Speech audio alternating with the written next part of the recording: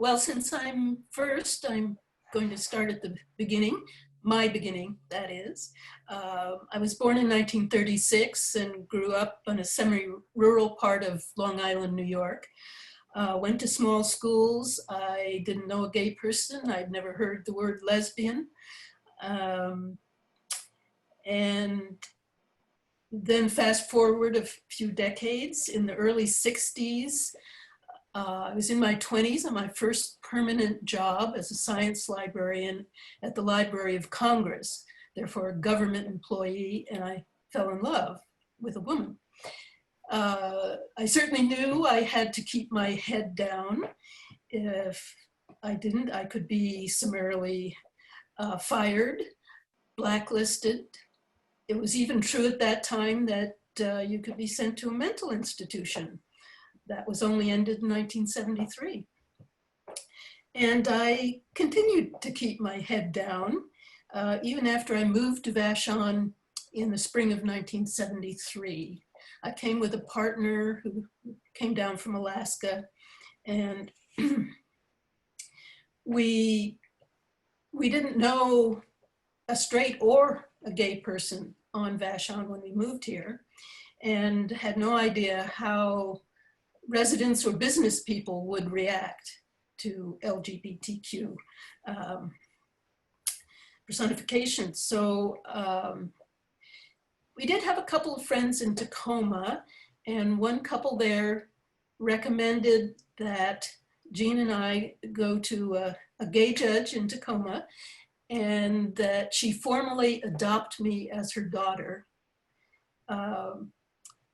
Jean was 17 years old and older and in poor health, and this was the only way possible at that time to be able to interact with doctors, visits in hospitals, legal affairs, and so forth. In the 80s, I was aware that the LGBTQ community was growing on Vashon, or at least opening up. There were some very openly active people like Emma Amiad. And towards the end of that decade, it just kept kind of burgeoning. In 1993, my partner Jean went into the nursing home, was Island Manor at the time, the predecessor of VCC. And I was freer to be myself and to come out. And it was that same year that the Vashon Gay Pride Alliance had its collective coming out. Obviously, the island was ready and I was ready, and it was kind of like popping the cork on a champagne bottle, I think. And we did a number of things, not just for our community, but for the whole island community. Our auctions were well known, in which we raised funds for other groups like the VFW that needed a new roof on their building, VCC, and so on. We had New Year's Eve dances that raised funds for high school scholarships, and we're still doing that today. We joined the county's Adopt a Road program in order to have a sign on the highway that would be welcoming. Those are among the main things that we did. And we're very well received. Not by everybody. The sign was vandalized for some years, so we knew there were other opinions, but on the whole, very well received. I have straight and lesbian friends on Vashon, but my main socializing with lesbian groups has been off island with Puget Sound chapter of Old Lesbians, PSOLOC, and with a Tacoma group. And it was as a representative for PSOLOC that I was asked to be on a community committee to put on the exhibit Revealing Queer at MOHI, Seattle's Museum of History and Industry, in 2014. And it was on the basis of having done that, in part at least, that I got asked to co-curate with Stephen this existing exhibit, In and Out, Being LGBTQ on Vashon Island. that's been was a tremendous experience and greatly broadened my acquaintanceship with members of the community on Vashon, and also being made aware that our community would like to come together again in some ways at some times. And we did in fact have another New Year's Eve dance last December. So that's the long and the short of it, I think. Thank you, Ellen. Randy Marinas is next. And Randy's going to have to leave us early. So if you have questions for Randy, ask him now. Right now. Hello, everyone. Yes, I'm Randy Marinas, and thank you so much, Stephen, for inviting me to this talk. And I appreciate being a part of it and how many people are watching. Let me jump right in. So I came out in 1982. And in general, I have a pretty good coming out story, but I think it's mostly highlighted by my relationship with my father. So I come out to him. He was actually the first person I came out to. And, you know, within 2 years, he marched in Seattle's Gay Pride Parade with PFLAG. In fact, in 1984, it was him and 3 mothers behind the placard of PFLAG, and so that he was the first father in the city of Seattle to march in Seattle's Gay Pride Parade. In 1985, he was working at Youth East Side Services in Bellevue. He was also a ordained minister. And he started the first adolescent drop-in group for gays and lesbians in the state of Washington. It was called the GLAD Group. It is now still existent at YES in Bellevue, and it's called the Be Glad Group. So that further than that, in 1987, he became the president of PFLAG for 5 years and organized the first PFLAG convention, the 11th one actually in the nation, here in Seattle. It's the only convention that PFLAG has held in Seattle. So obviously I'm very proud of him and was very supported by him. Can you say what PFLAG is? PFLAG is Parents and Friends and Families of Lesbians and Gays. Literally in the 80s, families was not part of it, but now that is, friends, I'm sorry, was not part of it. Now it's Families and Friends. Yes, and it's an important group. I would encourage anyone to visit one of their meetings, and they have several. Part of also, moving along, that my father did as Director of Education at Youth East Side Services is he set up talks that my dad and I would give to high school students. So Interlake, Mercer Island, Newport, Bush School, Lakeside, and others, Lake Washington High School, that we would talk to classes. And basically our shtick, our dog and pony show, was a gay man and his father. And in the 80s and 90s, and we did this through the 80s and 90s, that was news. It was striking to have a gay man talk to high school kids. It was striking to have a heterosexual man be with his gay son and being completely in support of that. And it was also striking to have a reverend, and he would always introduce himself as Reverend Robert L. Fitzgerald to make that point, knowing that in the 80s and the 90s, the religious right had much more of the megaphone of what Christians think of gays and lesbians, and he wanted to give a very different point on that, and it was really quite powerful. He also was able to get a fair amount of media attention for us as well. And one of the things that I just saw a question of was my dad associated with the congregation the whole time? Yes, he was. My dad was a minister for the United Church of Christ, congregational. He was predominantly focused with the University Congregational Church, and he was had been involved with them until his death in 2019. Media, I got to show this. Can you see that? So that is me and my father in 1989. And that is a picture that was put into the Seattle Post-Intelligencer. And it was associated with an article, "A Gay Man and His Father." That was news. And that would be the extent of that. And it provided exposure for other folks as well. Moving along, getting more to Vashon. I moved here in 1989. Moved here with another man, Ed Swea, who was a partner of mine at the time. And I would suggest that sort of the early on gay experience was Men of the Rock. That was a group of, I don't know, no more than 50, must have been even less than that, of gay men, I don't know, in 20s to 60s, I suppose, who was basically an address group that we would get together and have a potluck.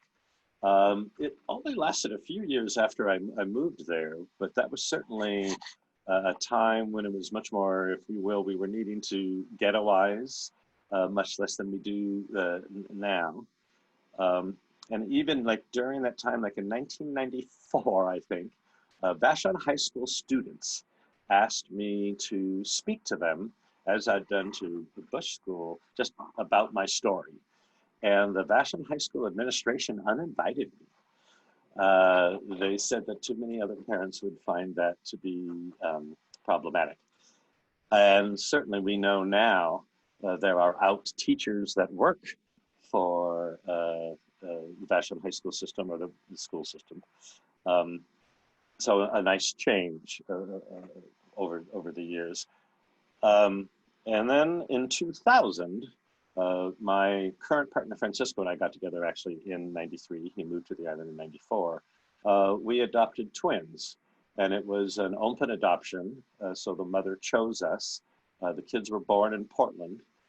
So we went down to the hospital and spent the 4 days with them, allowing the medical staff to see if these two men could actually take care of these kids. And then we took them home. They are now obviously 20 years old, and they currently still live with us. And I would suggest that pretty much what our sort of the activism that I had prior to their birth ended up being much more living it, walking around with the kids, me being me, Francisco being him, and the kids being them. We're visible. Francisco's Mexican, the kids are black, and the island is 94% white. So we stood out. And my experience, our experience, a lot of the experience is that people took us under their wing. That on Vashon was much more of a place that they wanted to make it safe for us rather than being a target. And we've pretty much always been appreciative of that. There may have been a little bit of stuff about the Boy Scouts dealing with us, but otherwise, the cooperative preschool, the school district, and friends and family, we've had a very safe experience on the island, certainly compared to what people could have. There's certainly a lot more to say. The one thing that I did just want to highlight, it was more just sort of the news, if you will, is that I was born in 1960. At that time, it was much more, closeted, etc. I wasn't aware of that. I was zero, but it certainly was. And so I'm just thinking more just of the trajectory of my life. 69 was Stonewall. 73, as Ellen mentioned, was when the American Psychiatric Association removed homosexuality as a form of mental illness. 1985, Rock Hudson comes out as a gay man and is stating that he has AIDS. 1997, Ellen comes out, and middle America suddenly felt much more comfortable being okay with gay people. 2003, sodomy laws were invalidated by the Supreme Court, and a very humane ruling by Justice Kennedy. If you haven't read it, it's worth reading. It's amazingly touching how humane and sensitive it was about a topic of sodomy. And then certainly we know in 2015 was same-sex marriage, and then this week the ENDA, Employee Non-Discrimination Act. It wasn't really an act, but they allowed our protections. That's in my lifetime. I'm now 60. To go from complete silence, unrecognition, through insanity to the ability to marry and have our jobs protected in one lifetime is extraordinary. It really can't be overstated, particularly in the context of Black Lives Matter. You know, it's almost shameful how quickly gay rights has moved versus black and racism and misogyny. It's extraordinary. The other thing that I find fascinating is that in the 80s, we were really trying for the Employment Non-Discrimination Act. Man, that was our thing. We were not trying to get marriage done because we thought that was overreach. There was no way that that's ever going to happen. I truly believe even up until 2014, there was no way that this country would tolerate gay marriage. And the fact that that has changed, and again, in one lifetime, I think it's extraordinary. There's lots of things that we can certainly express about our concerns, et cetera. But I think there's certainly a lot for us to celebrate. And I'll end on that note. Thank you so much, Randy. Our next panelist is Stephanie Mueller. Take it away with better sound. Thank you. Okay. Can you hear me? Is this going good? Yes. Good. Better. Okay. Well, those are some really impressive opening statements, so I'm not so sure what I'm going to follow with. I guess just like my little bit of history is that I'm 66, and I figured out when I was like 6 that I was trans. Now, of course, I didn't have that word for it, but I kind of figured that out.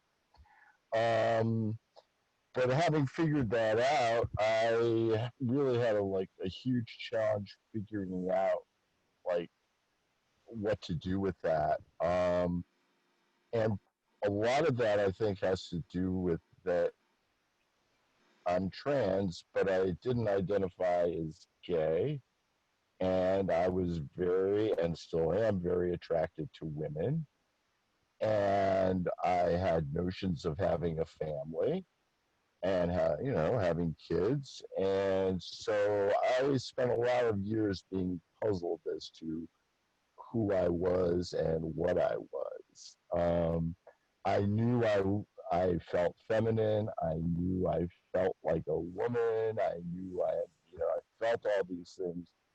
But there was a lot of isolation. And since I didn't identify as gay, and that seemed like an odd notion to me, frankly, I didn't have anybody that I ended up talking to.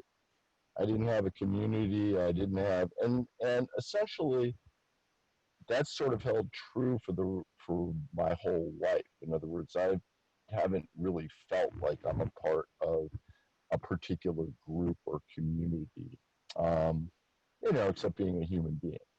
And so as I worked through my life, thinking to myself, well, I'll just sort of figure out how to make this work. And I was also smart enough to know that it was not the kind of thing that I was going to go around telling everybody about. But I was been very, very fortunate my whole life. And I'm fortunate in that even though my parents didn't see me come out and didn't know that I'm trans, my parents were very iconoclastic and open-minded, so I sort of started from that perspective. Over the years, I had a chance to meet a variety of people and come out to them, and it was always a positive experience. I never had a bad experience with any of the few folks I came out to, starting from age 21. So that was really nice. I ended up getting married, and I was fortunate enough to be married to a wonderful, wonderful woman who she and I had two kids. They're 22 and 20 now. And my wife, who is now my ex-wife, um, knew about me and was very supportive of me. And finally, when I kind of figured out that it was frankly safe to be out, um, in 2012, I came out. Now, underneath all of that is that my whole professional career, I've been in social services. So, um, and I have to say, my motivation to be in social services in large part has to do with my understanding of my oppression and my differentness and who I was and how I was being required to deal with the world. That's part of it. So from 1977 till about 1990, I worked with a variety of social service agencies. One you may be familiar with is Youth Care in Seattle. It's an organization that works with homeless street youth. So I've really known about the story of the LGBTQ community for a long time. I was part of working with a lot of kids who died in the epidemic in the 80s. And so I saw that very much firsthand. I had a friend who died in the epidemic, who was a coworker and a friend. So I saw all of these things happening and I saw the evolution of things. But I also had this sense that I was not on the same track as the gay and lesbian community. I felt like I was like in a different zone. And I ended up after I did social services for a while, I decided to go to law school, and I graduated from law school in 1990. And from that point on, I became a public defense lawyer, and I started like just doing that. And I've actually been the ad hoc public defense lawyer on Vashon probably for about the last 20 years or so. So if people get arrested for a DUI or something like that, um, you know, so, but anyway, I came out, well, I felt like it was safe in 2012. And when I came out, it was really a fabulous experience. When I came out, I was the only trans woman lawyer in Washington, at least the only openly trans woman lawyer in Washington. And I still may be only one of two at this point. So I'm sort of very aware of my position as I walk into courtrooms and understand that I've like some larger responsibilities. But I don't know where I'm gonna go from there. But I will tell you that my experience has been universally great. I happen to have come out in the right part of the country, in the right county, with the right court system, and everybody has been utterly fabulous. And I can also honestly say I have never once in the whole time that I've been out, or with anybody that I've ever come out to, I have never once had a bad experience as a result. I have not endured one bad comment. I have not endured one piece of bad treatment in the time that I've been out since 2012. So there we go. Wow. Can you say something about where you work now, please, Stephanie? Oh, sure. I was at the 2-minute warning.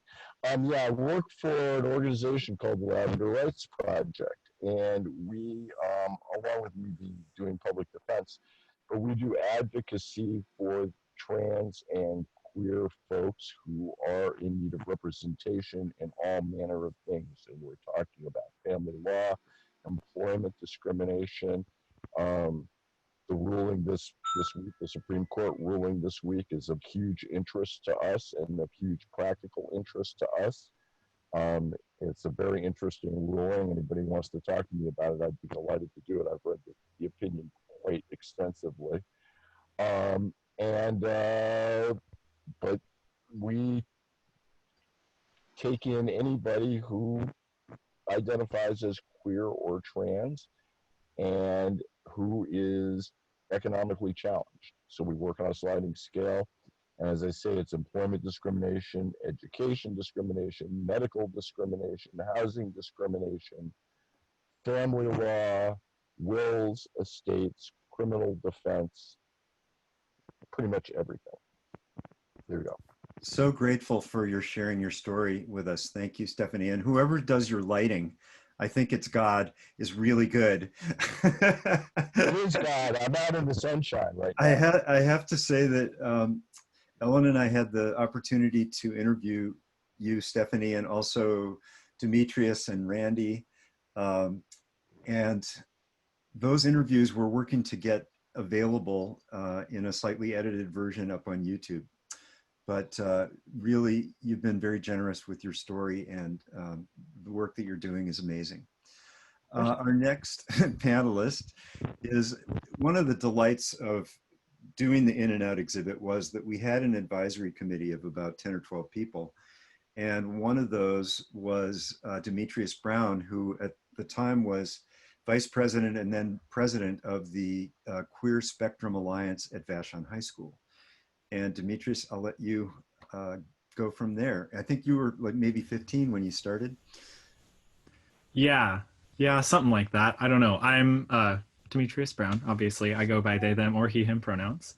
I'm a student now at Western Washington University, and I grew up on Vashon. I've lived on Vashon for most of my life, so I went through the whole school system, and eventually, once I got to high school, when I heard there was a Queer Spectrum Alliance there, I wanted to figure out how I could go in without going by myself.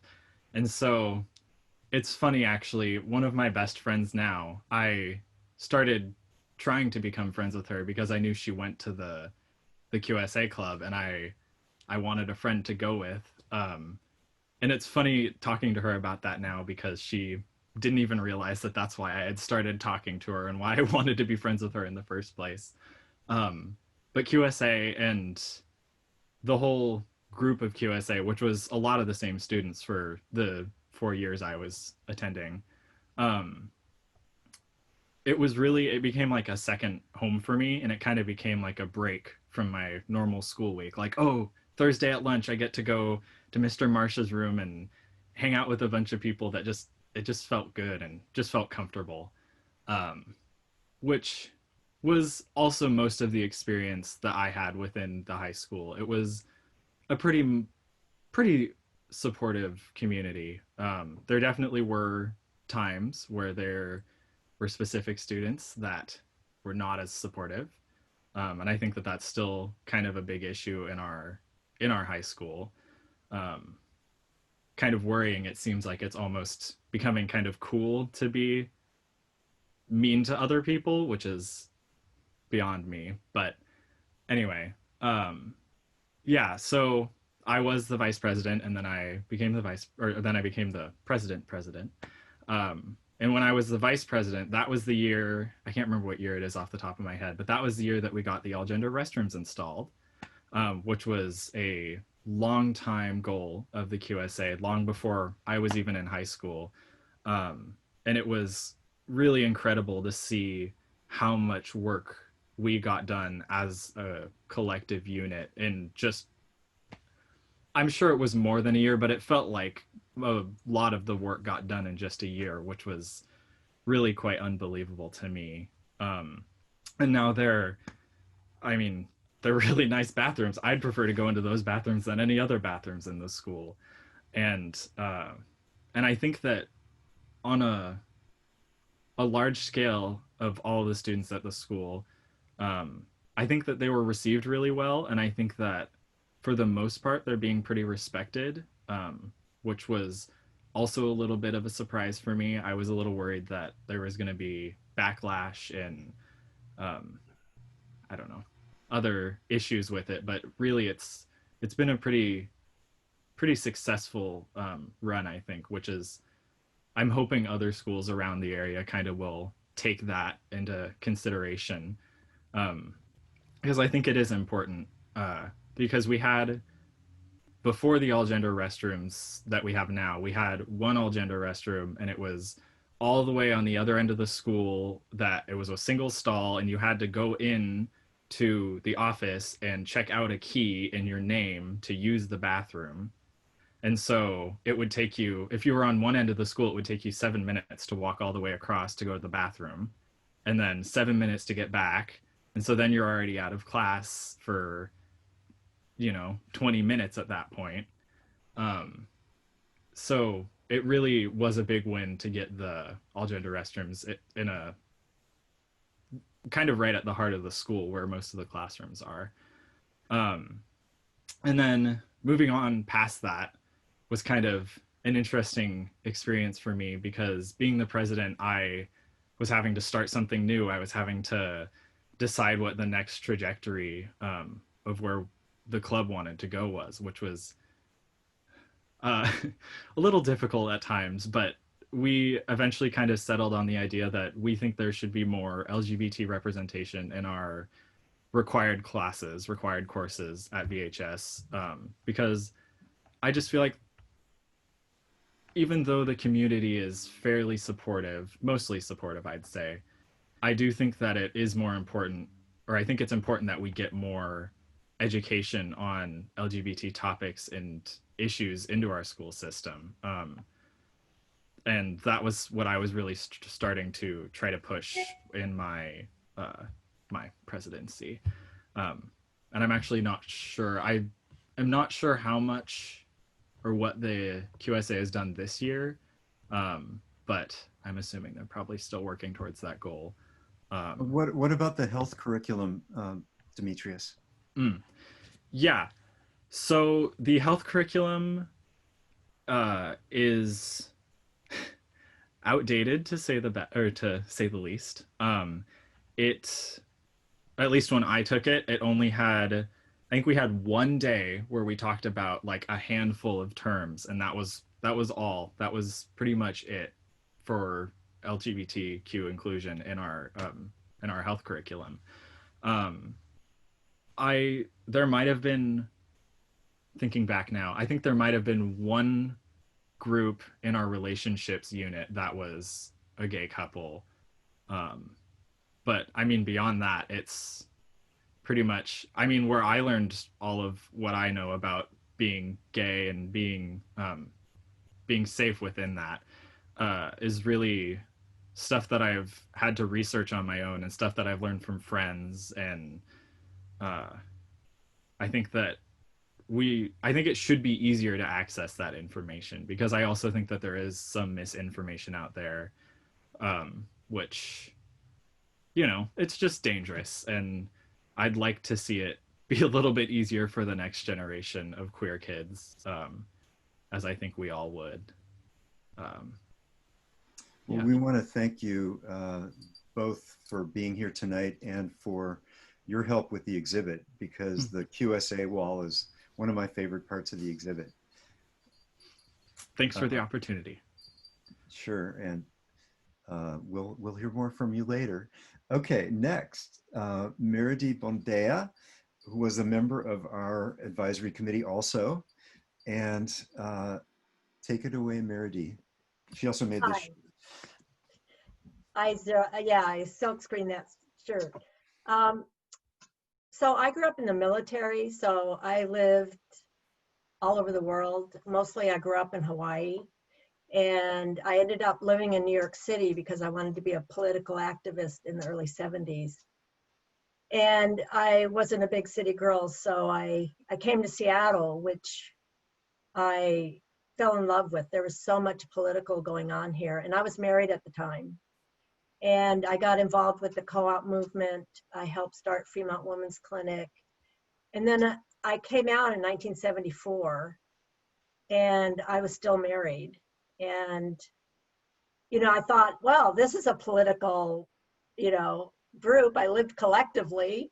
And all of a sudden, these men that I had worked with at the food co-op for years were like, why do you hate men? And so I kind of entrenched myself in the gay ghetto at that point. And I became real involved with It's About Time, which was the feminist bookstore in Seattle for many, many years, and was one of sort of the main people there. And actually, the other thing, when I came out, I did a beeline for Washington, D.C. and slept with my high school sweetheart, which was sort of like, oh, it was like, I never heard the word lesbian when I was in high school. So it was a real eye-opener to me. And since coming out, I've been involved with the Lesbian Resource Center. I've written for the Seattle Gay News. I actually had an article in the Boston Gay News about the first man in the United States that was forced to get tested for AIDS in a court case. I interviewed him at Monroe Prison, and that was really an interesting experience. And my daughter was born in 1984, right on the brink of the AIDS epidemic. And I tried for a long time to get pregnant, and I used a lot of gay men.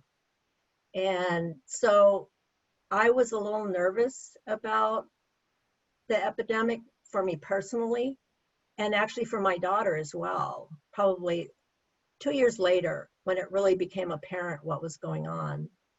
And some friends of mine who are ex-junkies, and we got together and started the Women in AIDS Task Force.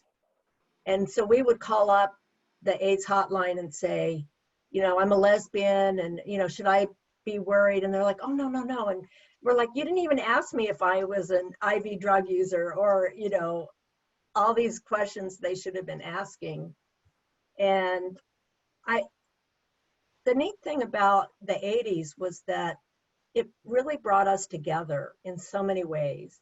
And it was a time where it was really hard not to be out. And so I finally came out to my parents, and they were not happy. My mother was a religion teacher. My dad was very Catholic. And so they kind of, well, they hadn't really talked to me since I moved to New York anyway, so it wasn't a big deal. I made some notes. I also worked with safe schools. I had foster kids in the high school system in Seattle, and they got really involved with the safe schools. So I was on a panel as a gay parent, and I had two young lesbians, and my daughter actually even, we were all on panels at different schools. And there was one moment where I was on a panel at Franklin High School, and there was a mother of a kid that my daughter went to school with. And she stood up and started crying and said, you know, I had no idea, because my daughter had some problems at school. One of her schoolmates said, my parents said I can't be friends with you because your mother's gay. Because I was out, you know, I mean, I had news articles. I had an article in the SAM newsletter. And so my daughter really had a hard time at first. And then she was actually on a panel for artificially inseminated kids. And there was an older girl there that she totally looked up to and was like worshiping her. And this girl was like, yes, my parents really wanted me. And, you know, I'm artificially inseminated. And my daughter was just like hanging on every word. And boy, things changed for her. It was really good to see her accept that more. And she actually has two mothers. Not the partner I'm with now, that I've been with for about 27 years. We moved to Seattle, to Vashon, when my daughter was in middle school. And at that time, there was one gay book in the middle school, and they kept it in the counselor's office. And when I found that out, I went in and talked to the counselor, and they would not put it in the library. I was so mad. And, you know, the interesting thing about coming to Vashon, for me, because I was so active, it was sort of very low key and relaxing here.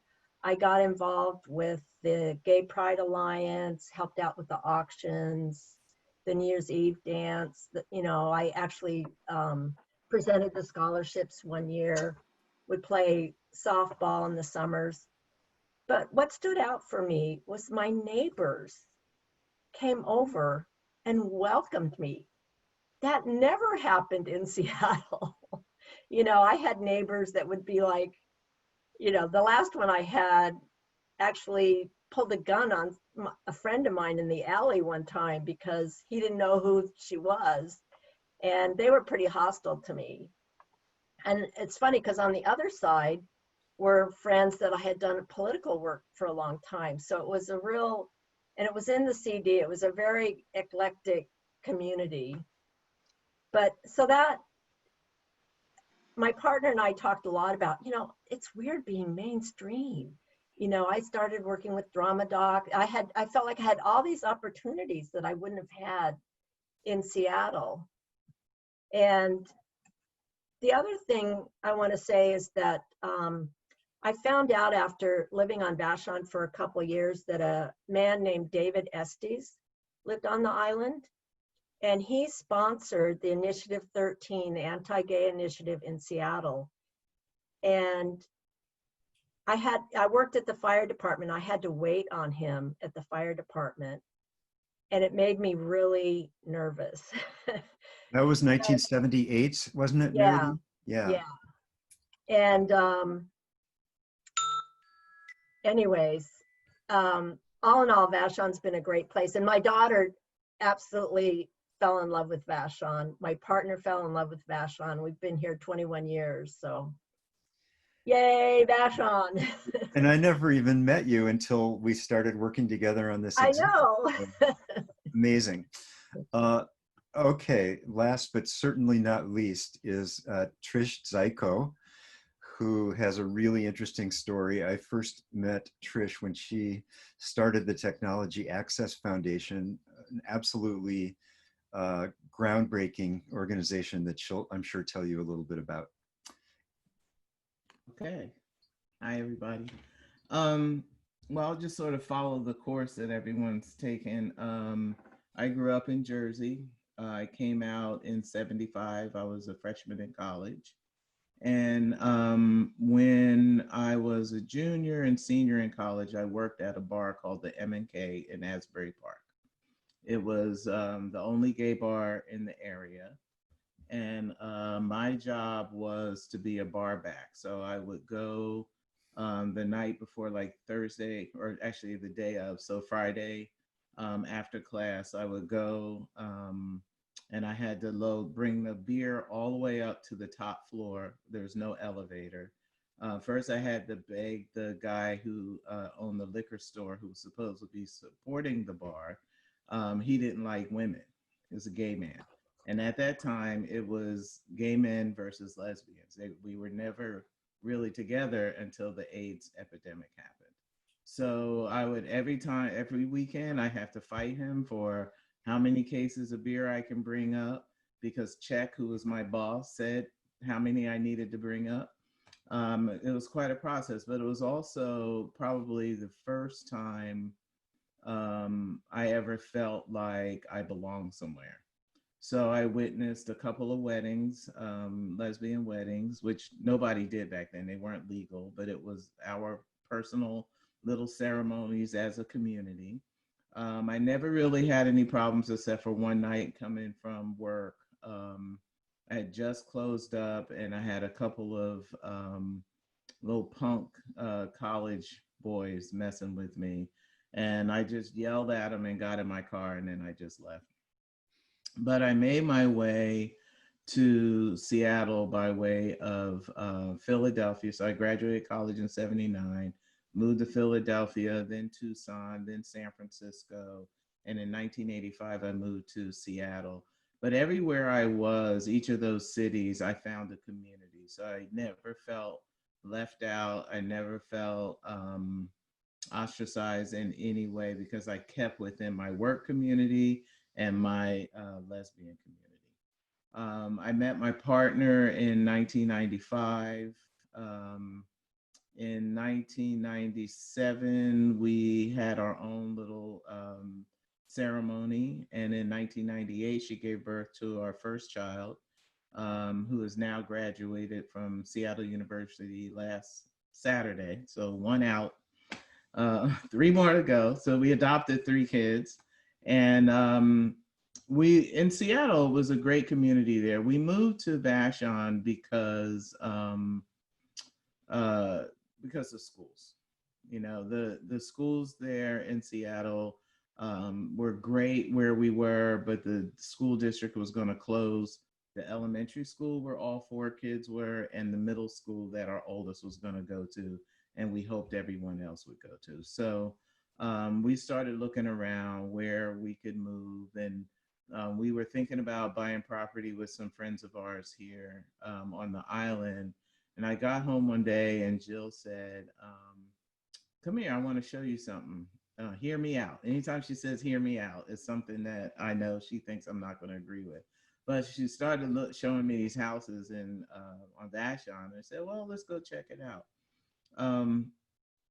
But the first thing I wanted to do was come to the school and see what it was like, because the school that our kids went to, T.T. Minor Elementary, was 90% Black and 80% free and reduced lunch. And we were coming to an island that at the time was 90% white. And that was going to be a big change for us, particularly our older kids. But we came to the school, we talked about our family, felt comfortable in the elementary school, felt comfortable in the middle school. I wish we had visited the high school because that's a completely different situation, which we soon found out, you know, once we moved here. But it's been good. And I have to say that I worry more on this island about racism than I do about being a lesbian-run family. Every one of our four kids have had an incident each year. My youngest daughter was friends with Randy's daughter, Marisol, for a long time. And they stayed friends until everybody, of course, graduated and moved on. But there were very few Black kids on the island. We have a large Latino population. And they experience racism as well. But I worry more about that than I do about being a lesbian-run family. Our kids have been accepted. Our family structure has been accepted everywhere that we've been. In fact, 14 years ago, we went to P-Town on a family vacation, and it was part of Gay and Lesbian Family Week. And we said, well, let's just go. And we realized then how lucky we are here in the Pacific Northwest. So That's Provincetown, Massachusetts, right? Sorry to interrupt you, but a lot of people might not know what P-Town is. Oh, sorry, yes. And here we are looking at the workshops, and it's all about how to defend your family. And we're thinking, wow, you know, we're really lucky here because we didn't have to worry about that. We can just be a family and not have anybody picking at us. But we connected with the Gay and Lesbian family group when we were in Seattle, and continued when we moved to the island. Our kids grew up around a multicultural group of kids that had family structures, all kinds of family structures. And to them, this is a normal situation. I do worry a lot about what my soon to be, no, not too soon to be, maybe 5-6 years from now, grandchildren, what it's going to be like for them when they come on this island, when they come to our space, because we plan to stay here. What is it going to be like? What if our kids decide to move back and want their kids to maybe be close to us? What will the demographics of the school district be?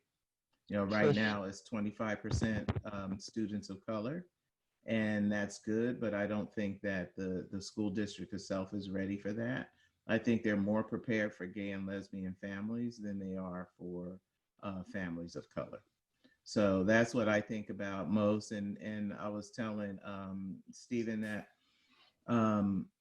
you know, it being a lesbian has not been a challenge for me because I am Black first, and being a woman is not a challenge for me because I am Black first. And that's what people see, and that's the response. They will respond accordingly. And I think it's the same for my children. And we talk to them about that. We talk to them about being safe. We talk to them about sticking up for each other. You know, I remember when they got on the school bus, I don't know how many times they came home talking about somebody called me a nigger. And it's like, really? This is supposed to be like this wonderful space, this little microcosm of happy people who are progressive and all that. And I think it's a little bit different. So we are not connected to the lesbian community here, mostly because we're just focused on raising our kids. We got a couple of our friends to move out here, so I guess we built our own community that way. And now that our youngest is 17 years old. So we're going to be empty nesters before we know it. And maybe we'll get out and start making more friends. Stephanie, did you have a question or comment? Yeah, I guess Trish, and you did share a little bit about what your kids' experience was, but I would really like if you feel comfortable hearing about like some specifics of racist experiences you've had to deal with or your kids have had to deal with on the island. I would just, you know, if Yeah. you feel comfortable sharing, I'd like to hear a story or what has happened. Mm-hmm. So, you know, sorry, this Jill's phone is going to stop ringing in a minute. We share office. But anyway, when we first got here, our youngest was in kindergarten. When he was in first grade, a little girl told him to go back to Africa. And her dad wanted her to atone for what she said so bad that he wanted to come over to our house that night. And it's like, you're not going to traumatize my kid again so that your kid can atone and you can feel better about it. So that was the first incident. When my oldest boy was in 7th grade, I was picking him up from basketball practice in Seattle, and he was really upset. And he said, Mr. Justice is going to be really upset with me because I got kicked out of science class. Now, my kid is a very bright boy. He's in all the advanced classes. He's the only Black kid in them.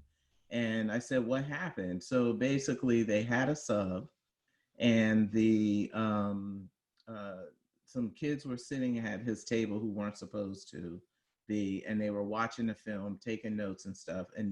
But the other kids were making a lot of noise. So the sub decided to make an example of the group by telling my son, who was the only one taking notes, to leave the class. He was more upset about disappointing his teacher. I was upset about the message that was being sent. And we ended up having a meeting with the principal, that sub. They brought in the union, and I just looked at the union person. It's like, why are you even here? You have nothing to do with this. This is about the message that you're sending to the class and to my son, that it's okay for you to take the only Black child, the only one that's actually working at his table, and you decide to try your method of kicking one kid out the class to set the example. You decide to do it with him. And it's just, you know, things like that, things like not being able to tell the difference between my kid and some other Black kid, where they look dramatically different, but it's like, okay, well, we all look alike, so let me just call you whatever I think you are. So, and then my daughter got called a nigger many, many, many, many times. On the school bus. We stopped taking her on the school bus. We reported it. This was in middle school. We reported it a number of times, nothing. So those are just a couple of specifics. And then there's some legal stuff tied to them, so I can't really say anything. But this is, you know, they're okay, But why do they have to deal with this? And why is it that the school system doesn't seem to want to deal with it on a systemic level? Mhm. Mm-hmm. Thank you. Yeah. There's Thank a you. question for Demetrius. What are the top 2 things you'd like to see change in the Vashon School District to support LGBTQ individuals? Also, for any panelist, the same questions for the Vashon community as a whole. What would you like to see changed? Well, I think firstly, kind of what I was talking about before, I would like to see a lot more inclusion in in all of our curriculums that are required classes. I think all of the, yeah, I don't need to re-say that, but I think, yeah. Um, and then,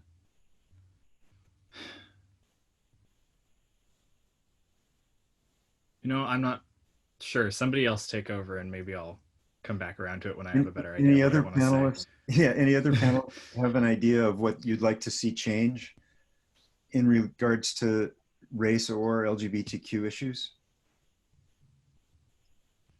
Well, I think, and I'm glad to hear from Trish, and thank you so much, because my sense of politics and everything is that racism is so much, and poverty are kind of dwarf the issue of the LGBT, and I think that in some ways, it seems like race and the kind of crap that comes out of that is a much more difficult thing to deal with. And I guess what I would like to see really is the LGBTQ community being much more assertive about that, frankly.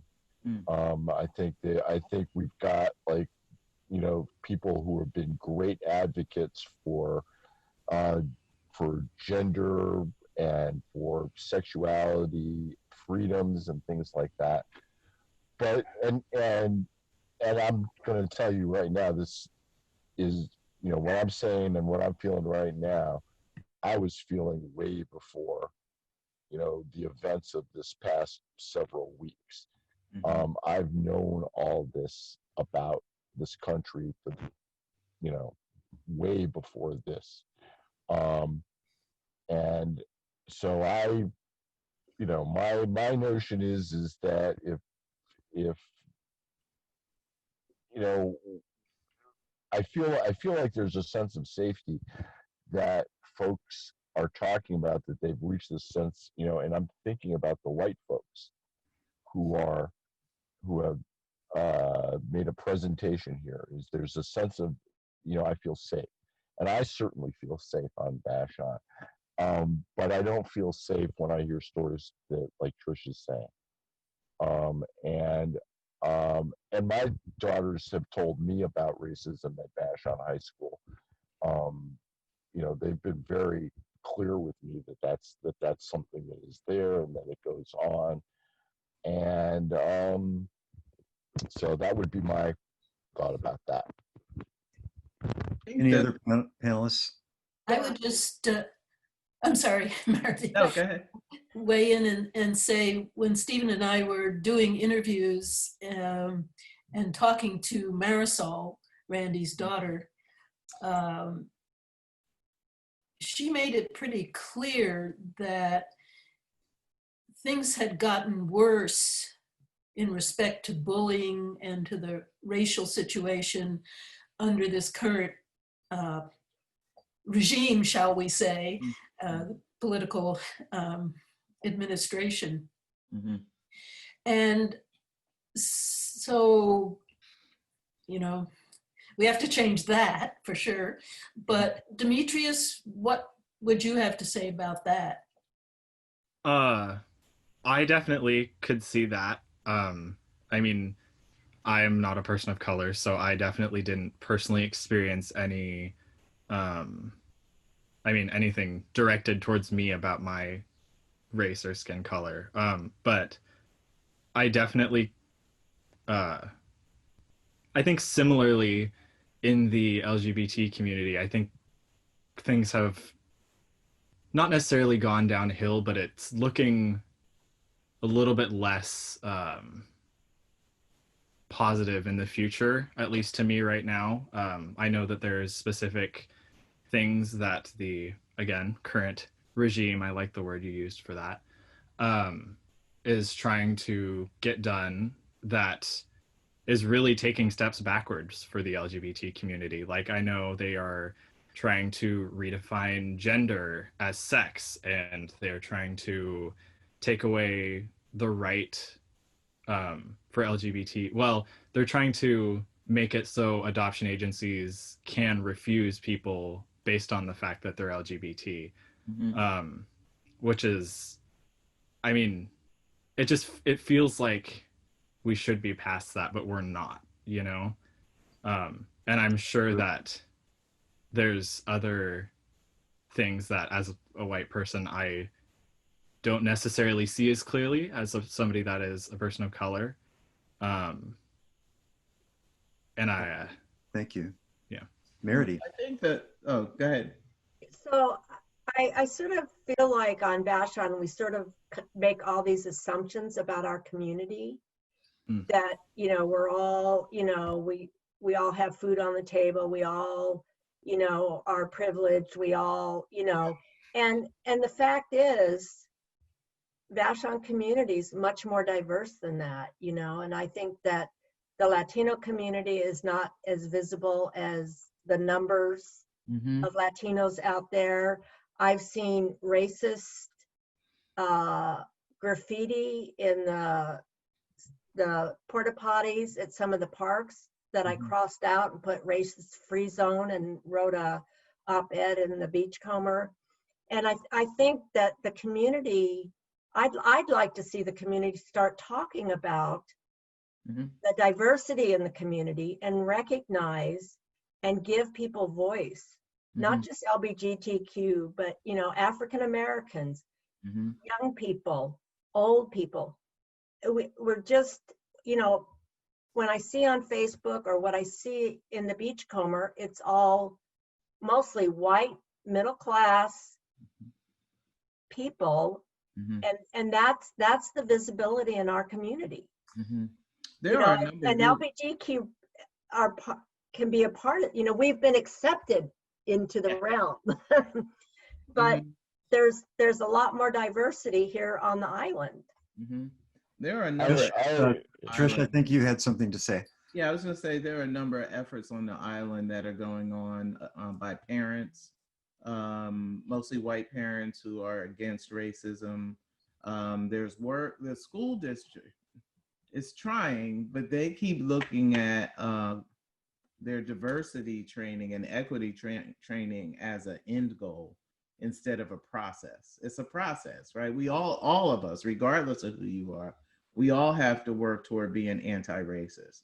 And I feel like they see it as a process where you take classes, you know, you kind of just like school, you know, you take some classes and then they test you, and then you take some more and then they test you and everything is good, instead of, you know, that internal journey of examining yourself and then being willing to figure out ways to talk to kids when you see their behaviors as being racist, et cetera, instead of just kind of blowing it off. But there are some efforts. I think people need to not do the checkbox method, though.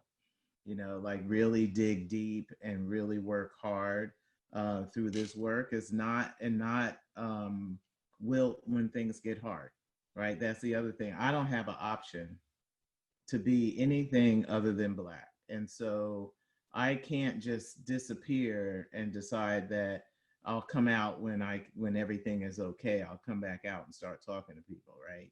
Whereas a lot of white folks can do that. They can go through the work, and then when it gets hard, they can stop and never really have to pick it up again, right?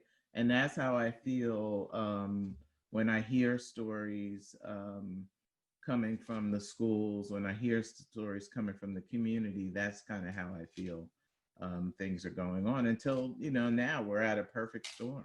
And this is really a chance for people. I heard 1,000 some odd people came out. Yeah, a tenth of the island. Right? A tenth of the island came out. And that's awesome. And so now it's like, okay, what is the next step? How are we going to make this place a place where everybody can live, be who they are, bring their authentic self, and we can build community together?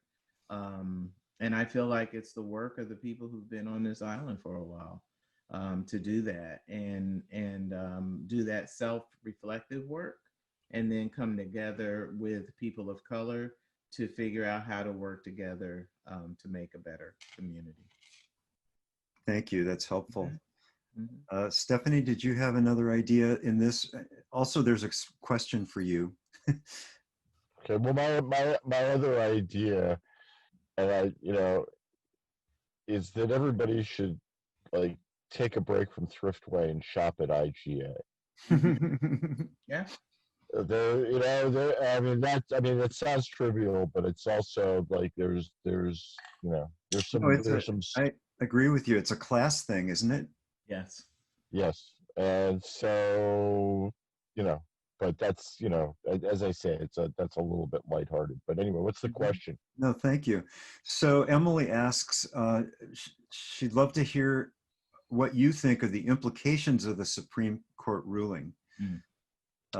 Okay, well, as a lawyer, I go at this from a couple of different things, and frankly, one of the main things I take a look at is who wrote the opinion. It's Gorsuch, right?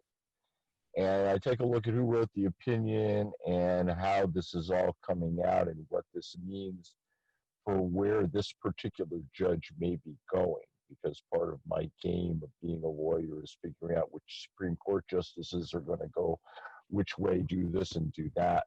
So, and I was really impressed with Gorsuch's writing. But there are a few things in there to keep in mind. One, of course, is the main point is that that he clarifies the issue of sex and gender, the terminology and the semantics of sex and gender. When the Civil Rights Act was written in 1964, which is what they're ruling on here, the term gender was rarely used, and the term sex was used for gender, which of course is now confusing. But he made it very clear that what the authors of the legislation in 1964 clearly intended for, when they were saying sex, they meant gender. So that was something that needed to be cleared up. And that's kind of an important thing because there's a lot of statutes all over the country. There's a lot of laws all over the country that basically use the term sex to mean gender. And it's been a roadblock for trying to get gender rights for folks. And it's, but we are now like beginning to converge the semantics of that. So that's really important. Clearly, it recognizes a right to be under the protection of the 1964 Civil Rights Act. That was the big deal. There's a question, the question goes on, will this benefit LGBTQ people in housing and healthcare as well as employment? I think yes, I think it's going to benefit folks in housing and healthcare. And I think what a Supreme Court ruling does is it benefits people culturally, probably more than anything else. If you think about the freedom to get married, the things that have come down, there's cultural implications, and it's kind of an instruction to the country of like, hey, get it together. This is where we are now, especially when the court is in and of itself known as a conservative body, and Gorsuch, of course, is Trump's nominee, and what would we expect from this? But Supreme Court justices famously get off the page of the president that put them in power. So that's that's neither here nor there from my perspective.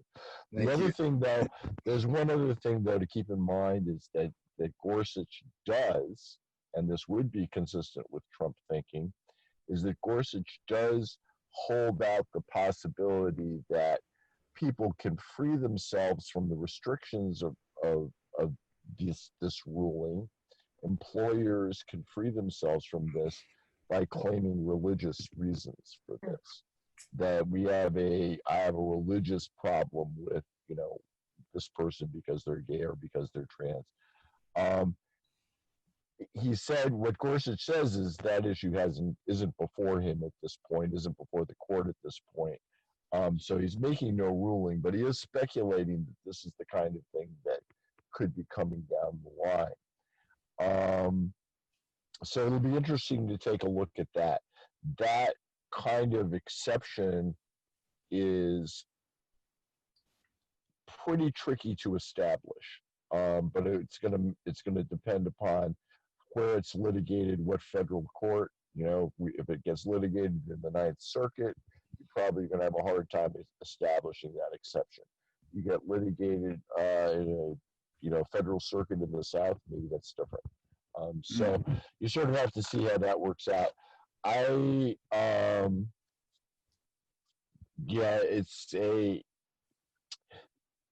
There's another bottom line to this, and the other bottom line is that proving discrimination, it doesn't matter what the law says. Proving discrimination can be really, really hard to do. It can be happening, it can be very, very blatant, but it happens in so many forms, and it's eminently deniable. And so, this ruling is great, and culturally it's great. On the ground, trying cases, it's still going to be hard. Okay, well, it's like we need video cameras to prove discrimination, right? So we only have about 5 minutes left. I want to just, before we tackle the last question, thank everybody again for being here. This is one of 4 or 5 virtual Vashon events that you can find on vashonpride.com on that website that are happening this month. I specifically want to mention the one that's happening on the 28th, which is Gay Pride Day. Some people call it Liberation Day, Christopher Street Day, Stonewall Day.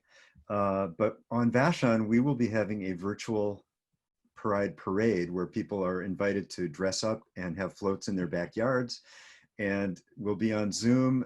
We will have 3 fabulous drag queens at the museum making commentary. And I just don't want to miss the chance to promote that event, 11 a.m. on Sunday, the 28th of June, Pride Month. So the question that came up in the Queer Task Force, one of the co-sponsors of this event, is what's on the frontier of LGBTQ rights? And if anybody has a phrase or a word or a short thing they'd like to say about that, you're welcome. Right. I'd say intersectionality. Yeah, that's yeah. But I have to say, before the Supreme Court decision, I felt like we were ready for a big backlash. Mm-hmm. My spouse and I, we kid around. Yeah, we won't have to get divorced. Trump's going to get rid of gay marriage. Yeah. And I'm still worried about that, actually. Ellen. Well, the last panel of our timeline in the museum was labeled "Moving Forward." And then we put a question mark on it because before we had finished this exhibit, Trump was already moving backwards, especially on transgender rights. And we've seen several of those actions. So to me, what's on the frontier is, first of all, regaining what we had. And then we can move forward again. Thank you. Any other thoughts of any other panelists?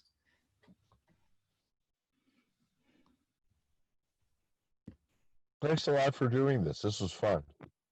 Oh, well, I'm so grateful again to all of you. And I hope that this time of the pandemic has given us the reflective space that is going to create the kind of change that I mean, I've been envisioning since I was a teenager working in the civil rights area. And I really do, I feel different about it this time because of the virus. It's the fact that we've had this disruption, and maybe we really can create new ways of being. And the question that each of us, I think, has to face, as Trish said, was to do the deep inner work and say, what can I do? What steps, they can be baby steps, but what can I do to be more,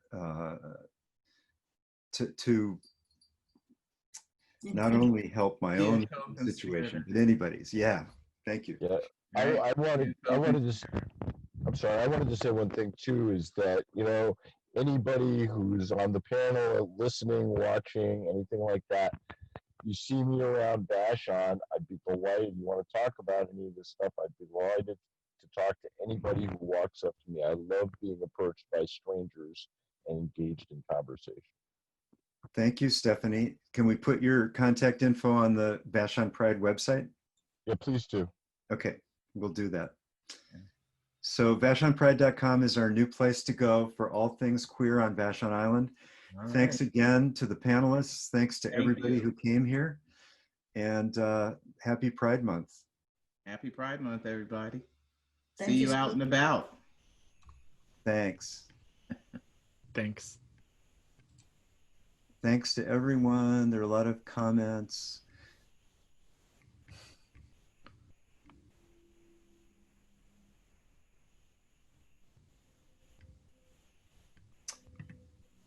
One question for Demetrius. A rural high school near me recently founded an LGBTQ group. What support did you get, or what would you have wanted from the general public to help members of your group feel safe and welcome in their community at large? Well, I think that a big part of feeling accepted in the community, and a big part of the support that I felt from the community, was whenever we had our table at Strawberry Festival, the massive amount of support that we got from that. And I'm not necessarily sure how that would translate to somewhere else that doesn't have that festival for them to be, for the kids to fundraise at and be a part of. Yeah, I don't know. It was really refreshing to hear all of the support from the community, and really to see the support of the community by how much we were able to fundraise. I think that was probably the biggest way I felt support from the community. Cool. Thank you. I will make sure Emily gets that answer in case she's no longer here. Yeah. Thanks again to Bruce and Elsa for keeping the ship afloat. And hopefully we'll see you all around. Yep. See you around. Thanks. See ya. Bye-bye.